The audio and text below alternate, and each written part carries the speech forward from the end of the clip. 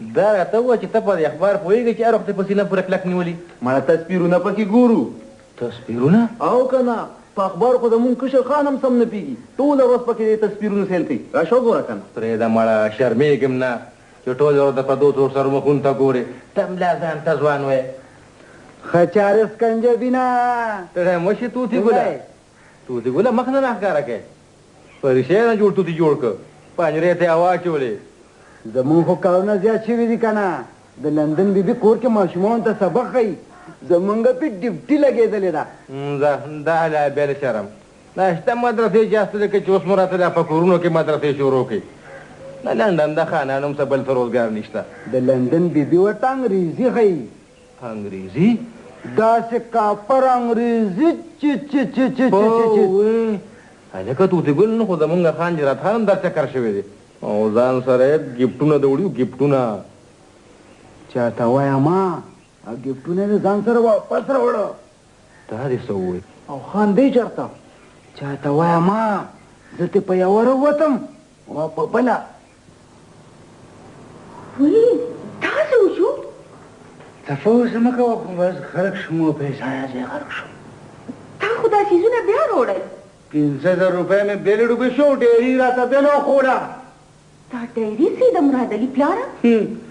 د ولدین بابا د 40 کاله زوړ دفتر د کمال الدین د حسابونو کتابونو وهې کاتی. بس داسې وګڼه مرګی داسې وګڼه چې کمال الدین د خپلې ځمکې نوټس راکړه نوټس. وایي بې ختلي د لندن نه تا له ایله دا ډایله راوړې ده، دا عزت یې درکړه؟ ټوله زندګي یې خراب کړه. زه به د کمال الدین ویې وسکم. ته اوس لږې دا اوبه وڅښه چې دا غوسه دې سره شي.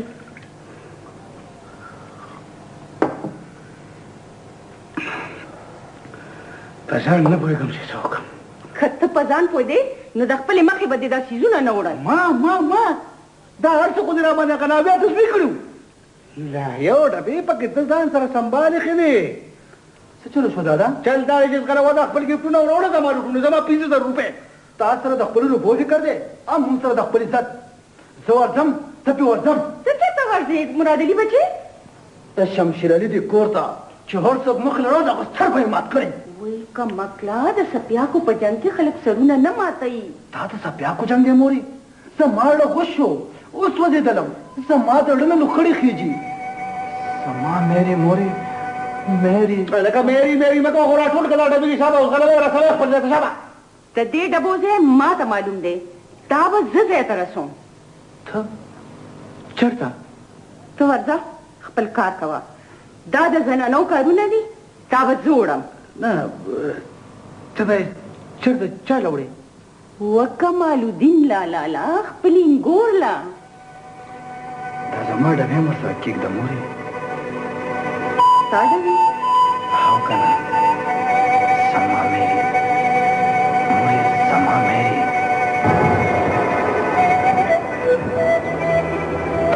او علي ډېر څه پاتې شوی. ته ورځه مېرې پلیز ته ورځه. ستا سپیډ ستا ستار. زه په خپل سپیډ روان یم مېرې پلیز. ته څه سامان ماله راکړه زه ستا هیلپ کوم.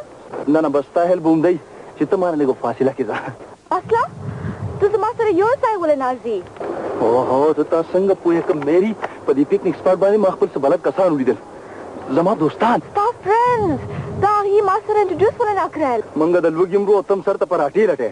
وټ زه ستا په پښتو نه پوهېږم علي. په دې خو پوهېږې که نه چې ته مانه لږه فاصله کې ځه او ما ځان ناغرضه که ناجانه. اخر ولې؟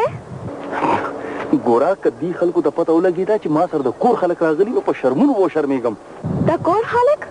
او که د بهر خلک وي نو بیا؟ بیا څوک نه مایند کوي. اوهو دا ستا فلسفه ده؟ دا فلسفه نه دا زموږ د خلکو قاعده ده. very strange. په لندن کې خو داسې نه.